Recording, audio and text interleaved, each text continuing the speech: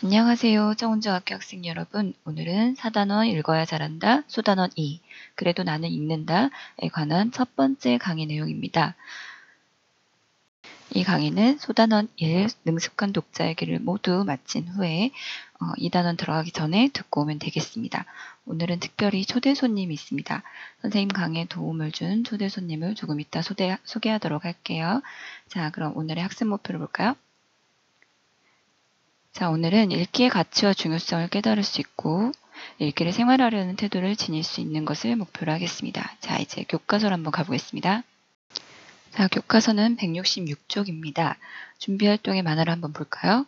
자, 눈을 빛내며 컴퓨터만 하고 있는 남학생에게 여학생이 물어보죠. 우리 같이 책을 읽지 않을래? 남학생이 물어봅니다. 책을 읽으면 어떤 점이 좋은데? 자, 여학생이 할 수 있는 대답으로 뭐가 있을까요? 선생님 같은 경우는 몰랐던 것 또는 관심 있던 것을 많이 알게 되는 그런 느낌이 참 좋습니다. 또는 애매했던 것들이 책을 읽음으로써 확실해지는 경우가 많고요. 또 선생님 같은 경우는 친구나 동료 선생님들한테 책을 많이 추천하는 편인데 특히 최지영 선생님이나 신정현 선생님하고 책을 많이 나누는 편이에요.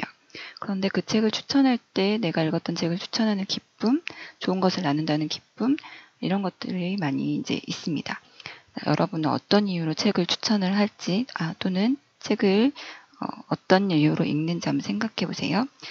그 외에도 내가 할 수 없는 경험들을 간접적으로 한다든가 그리고 선생님이 늘 강조하는 어휘력 그런 걸 통해서 글을 읽는 힘을 키운다든가 또는 그냥 정서적인 감동을 위해서 읽을 수도 있겠죠. 자, 그럼 본문의 내용을 통해서 무슨 내용 때문에 이런 활동을 했는지 한번 살펴보도록 할게요. 자, 167쪽의 제목을 볼까요? 그래도 나는 읽는다. 김무곤. 참고로 김무곤님은 언론학자십니다. 자, 그래도 나는 읽는다. 이 제목에서 한번 질문이나 한번 예측을 한번 해보겠습니다. 앞으로 나올 내용. 자, 나는 읽는다는 알겠고 좀 특이한 부분은 그래도라는 부분이네요. 자, 그래도라는 부분을 작가가 왜 썼을지 한번 생각해 보겠습니다. 그래도 뭔가 안 좋은 영향이 있어도 나는 읽겠다.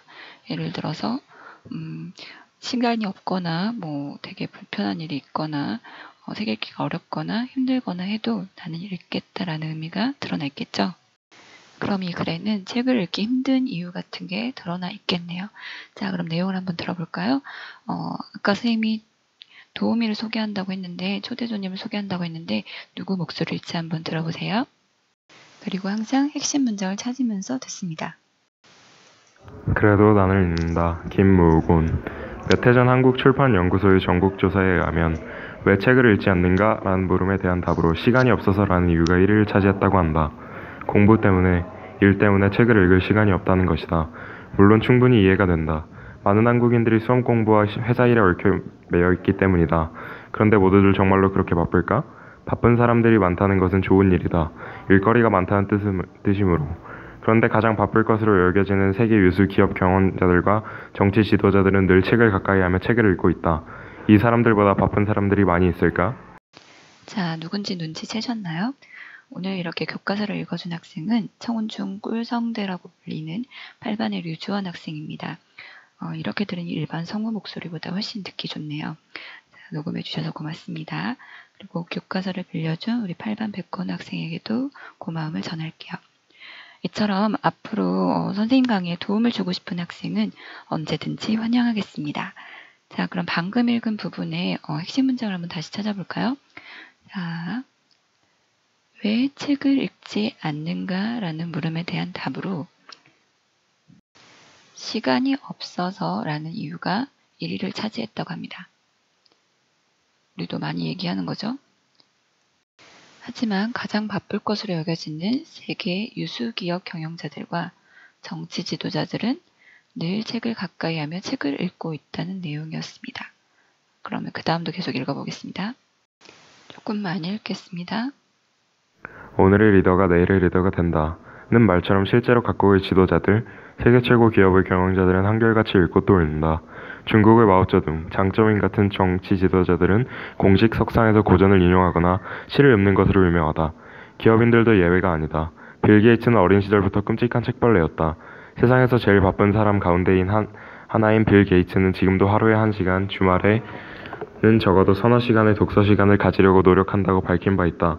그는 성공의 비결을 오늘날의 나를 만든 것은 동네의 공립도서관이었다는 말로 대신하기도 했다. 책 읽지 않는 사람들의 핑계는 또 있다. 책 읽는 것보다 더 중요한 일이 있다는 거다. 물론 살다 보면 내일 떠나면 다시는 못 볼 사람을 오늘 만나야 한다든지 하는 경우가 생길 수도 있다. 또 인류의 멸망의 위험으로부터 구출해내기 위해 우주선을 타고 미지의 혹성을 향해 돌진해야 한다거나 조국이 물바다가 되는 것을 막기 위해 바닷물이 새는 방파제 틈에 손을 넣고 견뎌야 하는 일이 생길 수도 있을 것이다. 이럴 때 한가하게 책을 읽고 있을 수는 없는 노릇이다. 하지만 그런 중요한 일이 매일 생기는 것은 아니다. 또 다른 핑계가 있다. 책 읽기가 어렵고 재미없고 고통스럽다는 이유다. 이 또한 수긍이 간다. 어떤 사람들에게 책 읽기는 아주 재미없는 일일 수 있다. 책 읽기는 텔레비전을 시청하는 일이나 밥 먹는 일보다 분명히 어렵다. 책 읽기는 낮잠 자는 일보다는 더욱 어려운 일임에 틀림없다. 책 읽기는 분명 고통을 동반하는 일이다. 왜냐하면 책을 읽는 행위에서 읽는 책에 따라 정도의 차이는 있겠지만 대체로 긴장감을 요구하는 작업이기 때문이다. 전문서는 물론이고 소설도 마찬가지다. 예를 들어 추리소설을 읽을 때 우리는 앞페이지의 내용을 기억해야만 그것을 지탱해가면서 뒤에 나오는 내용을 다시 해석할 수 있고 그 해석을 바탕으로 해서 그 다음 페이지로 다시 전진해야만 한다. 그러므로 책을 읽을 때 정신의 탄력을 늦출 수가 없다. 글자를 한자 한자 읽어나가면서 감탄하고 때로 저항하고 어려우면 쉬기도 하고 의심이 나면 의문을 품기도 하는 등 책 읽는 시간을 혼자 스스로 온전히 통제해야 한다. 그것이 책 읽기가 어렵고 재미없고 고통스러운 이유다. 자, 책 읽는 속도를 선생님이 따라가지 못했네요. 다시 앞으로 가서 핵심 문장을 살펴보면 오늘의 리더가 내일의 리더가 된다. 이 말을 잘 인용을 했죠. 이때 앞의 리더는 책을 읽는 사람, 뒤의 리더는 이끄는 사람, 지도자 이런 사람을 말하겠죠. 세계 각국의 지도자들이나 기업의 경영자들은 한결같이 읽는다는 얘기를 하면서 바쁘지 않다. 정말로 그렇게 바쁜 게 아니다. 책을 읽을 시간은 충분하다라는 얘기를 하고 있습니다. 시간이 없다는 거 말고 또 다른 핑계는 책 읽는 것보다 더 중요한 일이 있다고 보는 거죠. 하지만 그런 중요한 일이 매일 생기는 것은 아니다고 이야기하고 있습니다. 마지막 핑계로 책 읽기가 어렵고 재미없고 고통스럽다는 이유를 하는 거죠. 책 읽기는 사실 진짜 고통스러운 일이긴 합니다. 그 고통은 어떤 게 있냐면 첫째로 책 읽기가 긴장감을 요구하는 작업이기 때문입니다.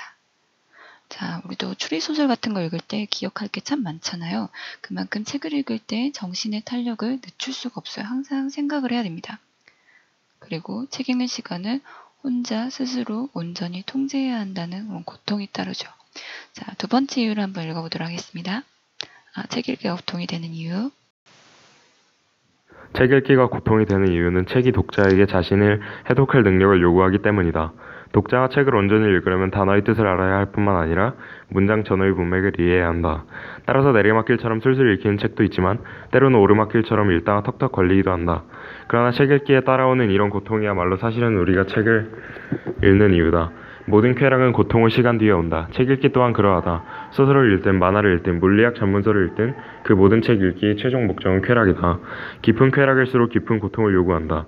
오랜 괴로운 끝에 결실을 맺은 짝사랑처럼 긴 낮밤을 보내고 피를 흘린 후에 얻은 성처럼 반나절 사투를 벌인 다랑어를 잡아올린 늙은 어부처럼 기쁨은 고통에 비례하여 커진다. 책 읽기가 고통스러운 이유는 책은 사람이 처음부터 끝까지 스스로 통제해야 하는 매체이기 때문이다. 따라서 책 읽기는 텔레비전 화면을 보는 행위나 라디오에서 흘러나오는 음성을 듣는 행위와는 달리 사람의 적극적 의지가 필요하다. 책은 스스로의 의지를 스스로의 고양하려는 행동이 필요한 매체다. 영화, 라디오, 텔레비전과 같은 전파 매체는 음성과 영상으로 듣는 사람, 보는 사람을 통제하려고 시도한다. 우리의 의지와 상관없이 흘러가는 소리와 영상은 우리를 집어삼키거나 빨아들이려고 호시탐탐 노린다. 텔레비전이나 영화, 라디오는 보는 사람, 듣는 사람의 시간과 생각과 감성을 장악하려 시도한다. 그러나 책 읽기는 그렇지 않다. 책은 읽는 사람 스스로가 좌우할 수 있는 매체다. 그러므로 책을 읽을 때 우리는 스스로의 존엄성을 지킬 수 있다. 납득이 안 되면 몇 번이고 다시 읽을 수 있고 잠시 덮었다가 다시 읽을 수도 있으며 책의 내용이 자신의 생각과 다를 때 이건 내 생각하고 달라 하고 스스로 생각할 시간을 가질 수 있다. 아예 멀리 던져버릴 수도 있다. 한 권의 책을 온전하게 다 읽은 자는 온전히 그 책의 주인이 된다. 아픔과 장과 고통을 극복하고 스스로의 의지로 책을 읽을 때 책 읽는 사람은 하나로 작은 의주가 된다. 책 읽기는 때로 고통스럽다. 그래도 나는 읽는다.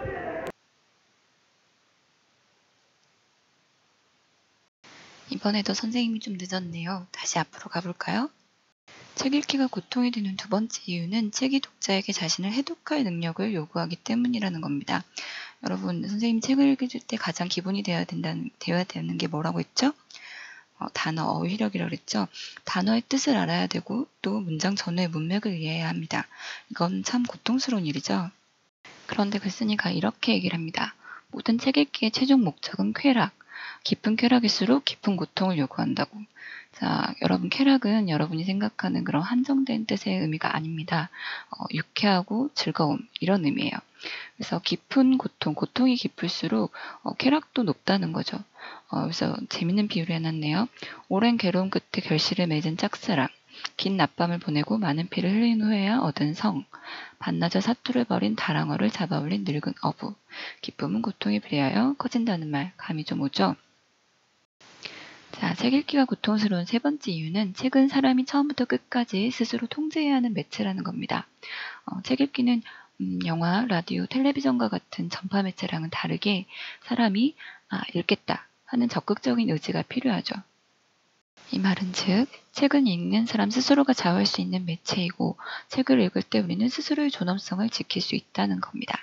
다시 말해서 한 권의 책을 온전하게 다 읽은 자는 온전히 그 책의 주인이 될 수 있다는 책 읽기의 필요성을 이야기하고 있죠. 책 읽기는 고통스럽지만 쾌락을 가져다주고 또 한 권의 책을 스스로 통제해서 온전하게 다 읽은 자는 온전히 그 책의 주인이 되고 또 하나의 작은 우주가 된다는 이야기를 통해서 자기의 주장을 전달하고 있어요.